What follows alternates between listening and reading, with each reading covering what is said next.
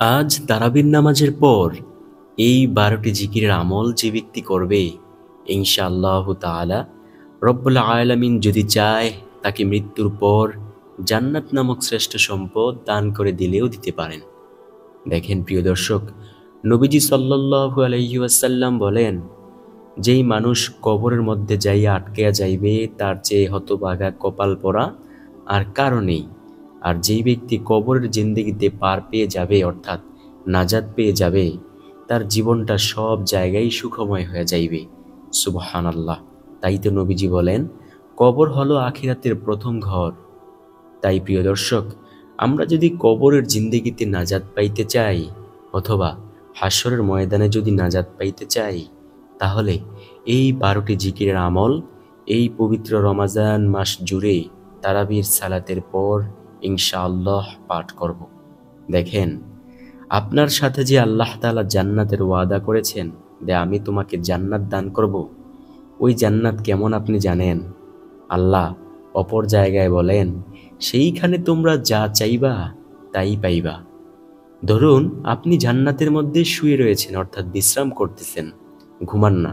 ঠিক এমন সময় আপনি দেখলেন একটা পাখি আপনার মাথার উপর দিয়া উইরা উইরা চইলা যাইতাছে। পাখিটা হচ্ছে জান্নাতের পাখি, দুনিয়ার এই পাখি না। ওই জান্নাতের পাখিটা দেখিয়া আপনার মনে চাইল, ইস, যদি জান্নাতের পাখিটাকে খেতে পারতাম।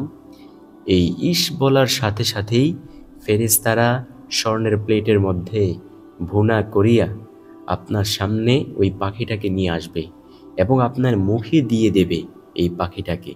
কারণ আল্লাহ তাআলা তো বলেই দিয়েছেন, সেইখানে না আছে দুঃখ, না আছে পেরেছানি, না আছে কষ্ট, কোনো কিছুই আপনাকে ছুঁইতে পারবে না, শুধু শান্তি আর শান্তি। সুবহানাল্লাহ, আল্লাহু আকবার। সেইখানে আপনার স্ত্রীদের সাথে আপনাকে রাখা হবে, অর্থাৎ আপনার স্ত্রী যদি জান্নাতি হয়, আপনি যদি জান্নাতি হন, তাহলে আপনার স্ত্রীর সাথে আপনি থাকতে পারবেন। জান্নাতের আরেকটা নিয়ামতের কথা আপনাদেরকে শোনাই। দেখেন, দুনিয়াতে তো কত রকমের গান বাজনা হয়, তাই না? স্টেজ তৈরি করে তারপর শিল্পীরা গান গায়। ঠিক জান্নাতের মধ্যেও আল্লাহ রব্বুল আলামিন স্টেজ তৈরি করবেন, তবে সেইখানে এই অশ্লীল গানগুলো গাওয়া হবে না। সেইখানে রব্বুল আলামিন সর্বপ্রথম দাউদ আলাইহিস সালামকে বলবেন, ও দাউদ, তুমি তোমার সুললিত কণ্ঠ দিয়ে জাবুর কিতাব তিলাওয়াত করো। আমরা সবাই জানি যে দাউদ আলাইহিস সালামের কণ্ঠ অনেক সুন্দর ছিল।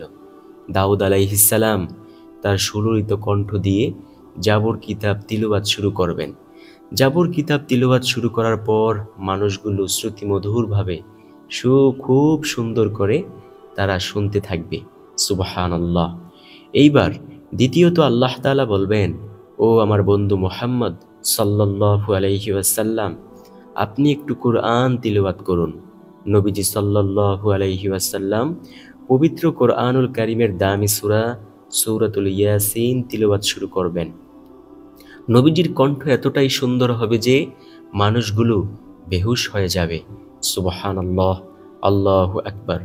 তৃতীয়ত, এইবার আল্লাহ তাআলা প্রধান অতিথির দায়িত্ব গ্রহণ করবেন। আল্লাহ রাব্বুল আলামিন আর রহমান বলে একটা টান দেবেন এবং এই সূরাটা তিলাওয়াত শুরু করবেন।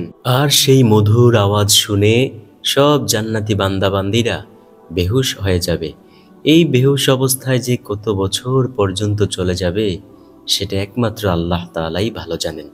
প্রিয় দর্শক, দুনিয়াতে একজন মানুষের কণ্ঠ সুন্দর, ওই মানুষটার কণ্ঠ সুন্দর কে বানিয়েছেন? আল্লাহ তাআলা। তো যেই আল্লাহ তাআলা এত সুন্দর কণ্ঠ বানাইতে পারে, সেই আল্লাহর কণ্ঠ, সেই আল্লাহর শ্রুতিমধুর আওয়াজ কত সুন্দর হতে পারে। প্রিয় দর্শক, আল্লাহ তুমি আমাদেরকে অবশ্যই সেই নিয়ামতের ভাগীদার করে দিও ইনশাআল্লাহ। তো চলুন একে একে প্রত্যেকটি জিকিরের সাথে আপনাদেরকে পরিচয় করিয়ে দেই। 1 নাম্বার জিকির হলো, নবীজি সাল্লাল্লাহু আলাইহি ওয়াসাল্লাম বলেন, তোমরা বেশি বেশি পরিমাণে বলিও, ইয়া আরহামার রাহিমিন। নবীজি বলেন, কোনো ব্যক্তি যদি মুনাজাত ধইরা মহান মালিকের কাছে ক্ষমা চায়, আর যদি সে 3 বার বলতে পারে ইয়া আরহামার রাহিমিন, তাহলে তার দোয়া আল্লাহ সুবহানাহু ওয়া তাআলা খালি হাতে ফিরায় না। সুবহানাল্লাহ। প্রিয় দর্শক, মুনাজাত ধরেন, কিন্তু আমাদের মনে প্রশ্ন থাকে যে আমাদের মুনাজাত যে আল্লাহ কবুল করেন না, কবুল করবেন কিভাবে? আপনি শুনুন, এইভাবে যদি করতে পারেন অবশ্যই কবুল হবে। আপনি যখন কিছু চাইবেন, চাওয়ার চেয়ে নেবেন, তারপর মুনাজাতের শেষে 3 বার ইয়া আরহামার রাহিমিন বলিয়া তারপর সর্বশেষে মুনাজাত শেষ করবেন। ইনশাআল্লাহ রব্বুল আলামিন আপনার দোয়া ও মুনাজাত অবশ্যই কবুল করে নেবেন ইনশাআল্লাহ। প্রিয় দর্শক, চাইতে জানলে কিছু না কিছু পাওয়া যায়। যেমনইভাবে দুনিয়ার ভিক্ষুক অনেক কোটিপতির কাছে কত নম্র ভাষায়, কত আকুতি মিনতি করে চায়, আমাদের মহান মালিক কি সেই কোটিপতির স্রষ্টা না? তো সেই স্রষ্টার কাছে কিভাবে চাইতে হবে প্রিয় দর্শক, এটা তো অবশ্যই আমাদের বুঝার দরকার। তো আমরা প্রথম নাম্বার জিকির করব ইয়া আরহামার রাহিমিন বলিয়া। দ্বিতীয় নাম্বার যে জিকির, সেই জিকিরটা হলো ইয়া জাল জালালি ওয়াল ইকরাম। নবীজি সাল্লাল্লাহু আলাইহি ওয়াসাল্লাম বলেন, যে ব্যক্তি ইয়া জাল জালালি ওয়াল ইকরামের দ্বারা দোয়া করে, তার দোয়া আল্লাহ খালি হাতে ফিরায় না। সুবহানাল্লাহ। এক ব্যক্তি মুনাজাত ধরলেন, মুনাজাতের মধ্যে ইয়া আরহামার রাহিমিন ও ইয়া জাল জালালি ওয়াল ইকরাম বলে দোয়া করছেন। নবীজির নিজ কানে এটা শুনতে পাইলেন।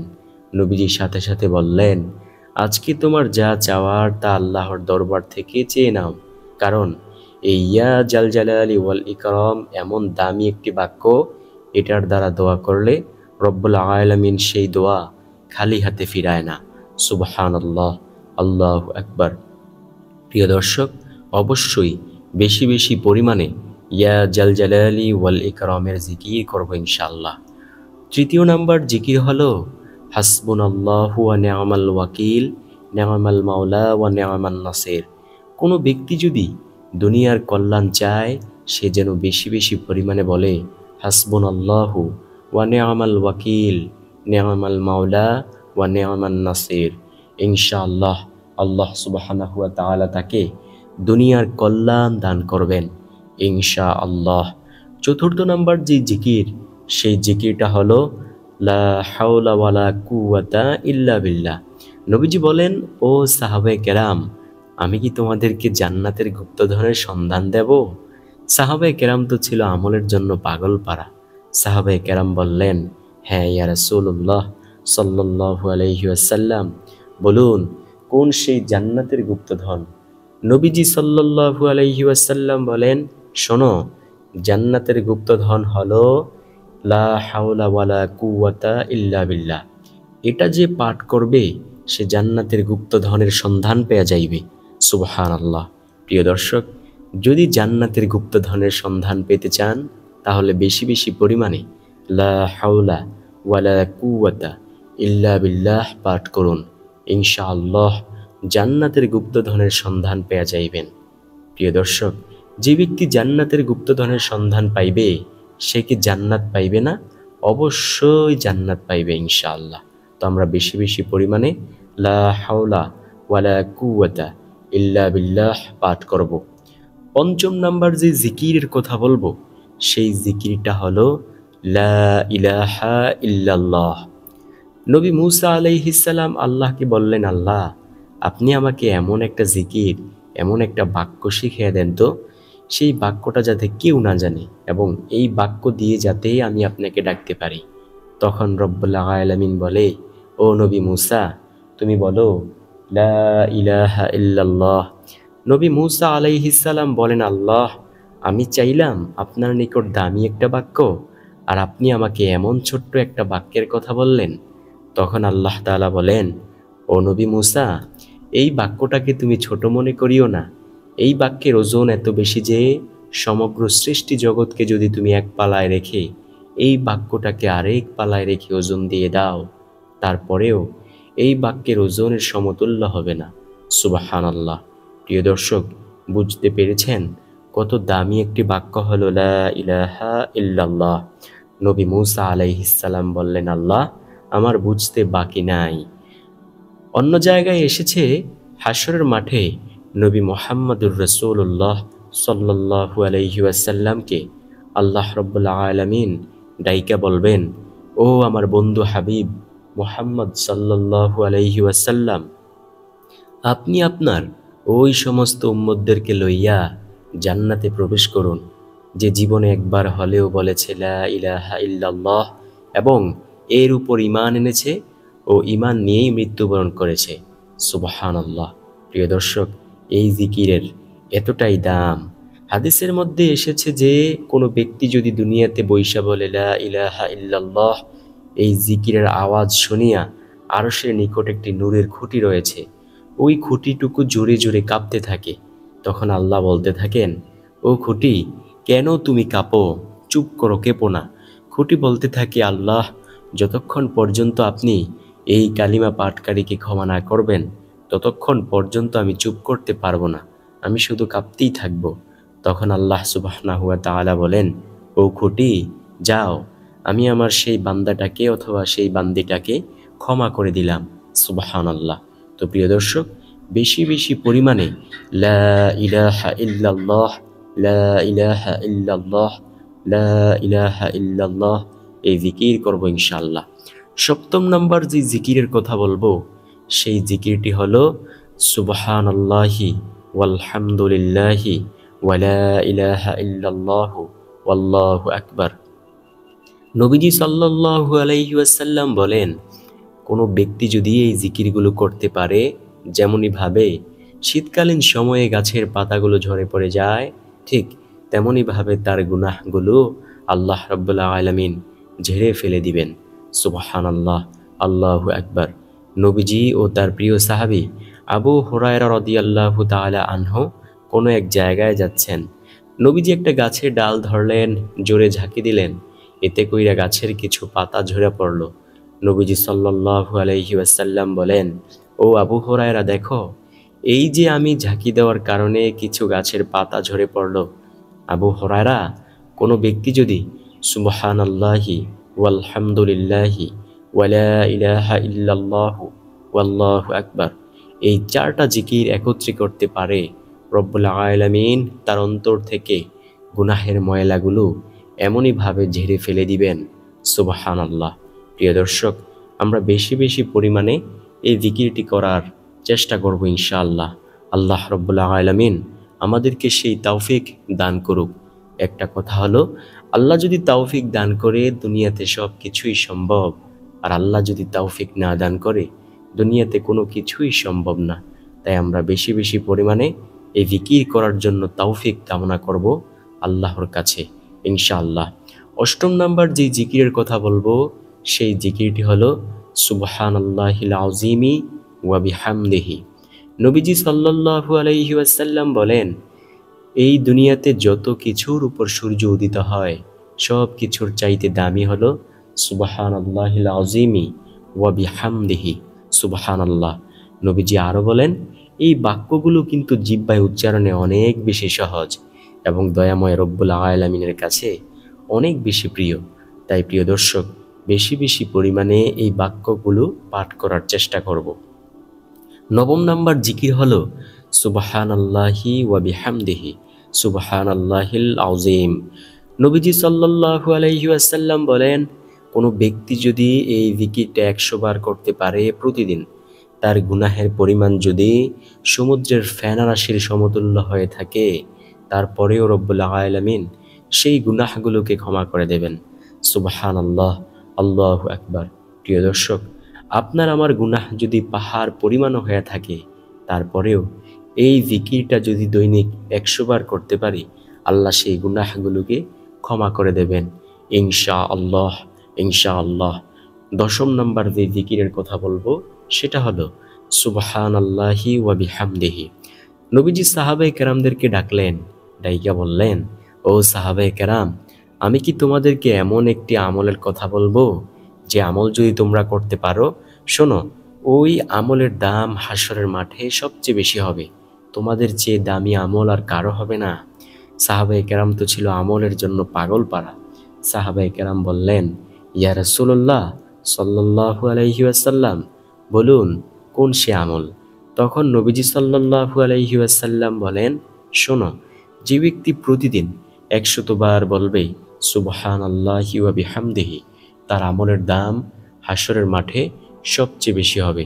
সুবহানাল্লাহ, আল্লাহু আকবার। সাহাবায়ে কেরাম প্রশ্ন করলেন, অন্য কারো আমলের দাম কি এর চেয়ে বেশি হবে না? নবীজি সাল্লাল্লাহু আলাইহি ওয়াসাল্লাম বলেন, হ্যাঁ, ওই ব্যক্তির আমলের দামই এর চেয়ে বেশি হবে যে ব্যক্তি এই সুবহানাল্লাহি ওয়া বিহামদিহি 100 বার থেকেও বেশি পরিমাণে পাঠ করবে। আল্লাহু আকবার। প্রিয় দর্শক, অবশ্যই আমরা এই সুবহানাল্লাহি ওয়া বিহামদিহি 100 বার পাঠ করার চেষ্টা করব। আল্লাহ রাব্বুল আলামিন আমাদেরকে সেই তৌফিক দান করুক। আমিন সুম্মা আমিন। এছাড়াও নবীজি বলেন, কোনো ব্যক্তি যদি 100 বার বলে সুবহানাল্লাহি ওয়া বিহামদিহি, তার গুনাহের পরিমাণ যদি সমুদ্রের ফেনারাশির সমতুল্য হয়ে থাকে, তারপরেও রব্বুল আলামিন সেই গুনাহগুলোকে ক্ষমা করে দেবেন। সুবহানাল্লাহ। 11 নম্বর জিকির হলো বেশি বেশি পরিমাণে বলা ইয়া রহমানু ইয়া রহিমু। কোনো ব্যক্তি যদি দুনিয়াতে বৈশা ইয়া রহমানু ইয়া রহিমু এর আওয়াজ দেয়, আল্লাহ ফেরেশতাদেরকে বলতে থাকেন, ও আমার ফেরেশতারা, দেখো আমার বান্দাবান্দি বলেছে আমার নাম নাকি রহমান, আমার নাম নাকি রহিম। ফেরেশতারা, সাক্ষী থাকো, আমি আল্লাহ এই রহমান রহিমের দরজা দিয়ে তার গুনাহগুলো ক্ষমা করে দিলাম। সুবহানাল্লাহ। 12 নম্বর জিকির হলো নবীজির জিকির। যেহেতু জিকির শব্দের অর্থ স্মরণ করা, নবীজিকে স্মরণ করা হয় দরুদ পাঠের মাধ্যমে। আপনি সাল্লাল্লাহু আলাইহি ওয়াসাল্লাম এই জিকির করবেন। নবীজি বলেন, একবার দরুদ পাঠ করলে আল্লাহ রাব্বুল আলামিন সাথে সাথেই 3টা পুরস্কার দেন। সর্বপ্রথম নাম্বার পুরস্কার হলো রব্বুল আলামিন তোমার 10টা গুনাহ ক্ষমা করে দিবেন, তোমাকে 10টা রহমত দান করবেন, আল্লাহর আদালতে তোমার মর্যাদা বাইরা যাইব 10 ধাপ। সুবহানাল্লাহ। প্রিয় দর্শক, আশা করছি ভিডিওটি আপনাদের অনেক বেশি উপকারে আসবে। যদি ভিডিওটি উপকারী মনে হয়, প্রিয়জনের কাছে অবশ্যই শেয়ার করতে ভুলবেন না। ভালো থাকুন, সুস্থ থাকুন। কথা হবে ইনশাআল্লাহ পরবর্তী ভিডিওতে। আসসালামু আলাইকুম ওয়া রাহমাতুল্লাহি ওয়া বারাকাতুহু।